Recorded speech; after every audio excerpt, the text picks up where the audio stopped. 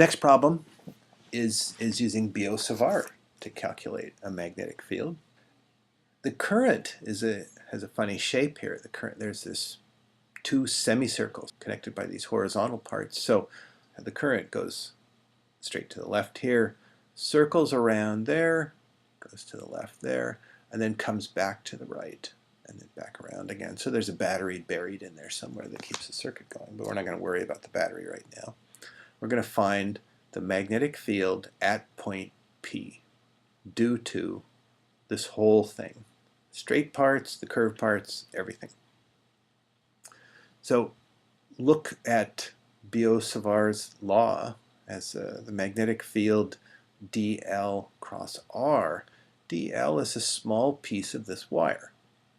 It's a differential element along the length of the wire, and it points in the direction the current's going. So along these horizontal wires, this one right here, dl is to the left. dl cross r hat.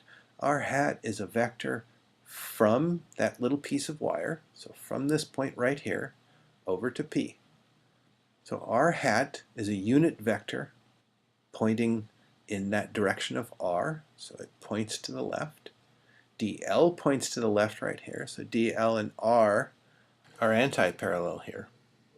When you're over in this section, dl and r are parallel. In both cases, the cross product gives you 0. So these two pieces of wire, while they might produce magnetic fields elsewhere, do not produce a magnetic field anywhere along this horizontal line. In particular, they don't produce a magnetic field at point P. The two pieces that do produce a magnetic field at point P are this hemisphere, the current that goes around here, produces a magnetic field by the right-hand rule, points out of the page, and then the current in the bigger section, the section with radius B, produces a magnetic field, and by a right-hand rule it points into the page. So these two semicircles are going to produce competing magnetic fields at point P, and so we're going to have to figure out how big each of them is so that we can subtract them and find out the total magnetic field at point P. So Biot-Savart says take dB, integrate dl along a path, like that hemisphere right there, and you'll find out the total field produced by this smaller hemisphere at point P. Now r, this r hat, the r is always the vector from dl, so maybe it's a point right here, a small differential element of current that points along the path. R then would be this vector right here from dl over to point P. It's a radial vector, so r hat is a radial direction. dl is tangential, of course, because it's along the path and it's a circle. So dl is perpendicular to r, so the cross product is just the magnitude of dl, which is dl, times the magnitude of r hat, which is 1. Also, for this section of the wire, r squared, the piece of Biot-Savart's law that tells us about distance, r squared, the distance from these little differential elements, dl, to point P, the distance is constant and it's equal to a. So r is equal to a, or r squared is equal to a squared, and it's constant.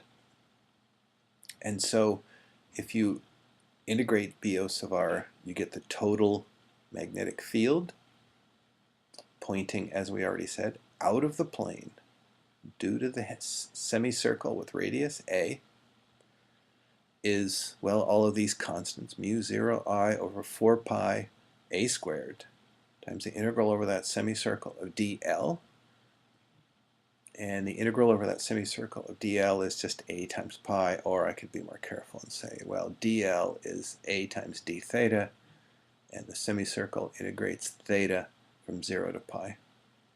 So I get mu 0 I over 4a.